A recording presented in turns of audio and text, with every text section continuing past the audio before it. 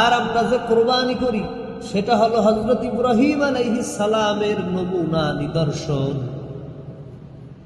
হযরত ইব্রাহিম আলাইহিস সালাম আল্লাহর একজন নবী, যার উপাধি হলো খলিলুল্লাহ, আল্লাহর বন্ধু। কোরআনের মধ্যে সূরা সফফাতের মধ্যে আল্লাহ বলেন, রব্বি হাবলি মিনাস সালিহিন। ইব্রাহিম নবীর বয়স যখন ৮৬ বছর, তখন তিনি আল্লাহর কাছে দোয়া করলেন, আল্লাহ আপনি আমাকে এক নেক সন্তান দান করেন। আল্লাহ আয়াত নাযিল করে বললেন, ফাবাশশারনাহু বিগুলামিন হালিম। আমি তোমাকে সহনশীল সন্তানের সুসংবাদ দান করলাম। হযরত ইব্রাহিম আলাইহিস সালাম আল্লাহর কাছে দোয়া করলেন, ও আল্লাহ আপনি আমাকে এক নেক সন্তান দান করেন। আল্লাহ বলেন, ফাবাশশারনাহু বিগুলামিন হালিম। অতঃপর আমি তাকে এক সহনশীল পুত্রের সুসংবাদ দিলাম। ফালাম্মা বালাগা মাহু সা'য়া ক্বালা ইয়া বুনাইয়া ইন্নী আরা ফিল মানামি আন্নী আযবাহুকা ফানজুর মাযা তারা। তার সন্তানের বয়স যখন 12, 13 অথবা 14 যখন বালেগ হলো, পিতার সাথে বিভিন্ন কাজে সহযোগিতা করতে পারে, বিপদ আপদে পিতা পাশে দাঁড়ায়, সেই বয়সে যখন তিনি উপনীত হলেন, তখন আল্লাহ বললেন, ও ইব্রাহিম,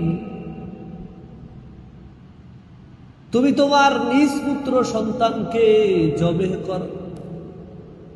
আল্লাহ তাআলা বলেন, হযরত ইব্রাহিম নবী তার সন্তানকে বললেন, ও সন্তান,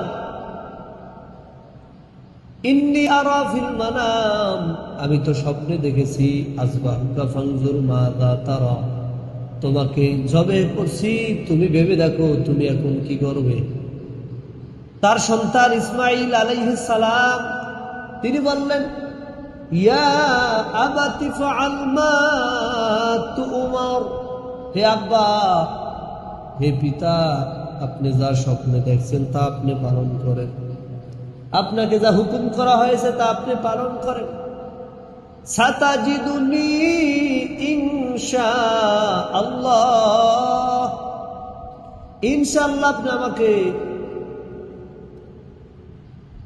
ধৈর্যশীলদের মধ্যে পাবেন, ইনশাআল্লাহু মিনাস সাবিরিন। পিতা যখন পুত্রের অনুমতি পেল, ফালাম্মা আসলামা ওয়া তাল্লাহু লিল জাবিন, যখন তারা উভয়ে আনুগত্য প্রকাশ করল, হযরত ইব্রাহিম আলাইহিস সালাম তার সন্তানকে জবেহ করার জন্য মাটিতে শোয়াই দিলেন। আল্লাহ তাআলা বললেন, ও ইব্রাহিম, তোমাকে যে স্বপ্নে দেখানো হয়েছে, তুমি তো আজ স্বপ্নকে সত্যে পরিণত করলে। কদ সাদ্দাকাতার রুইয়া।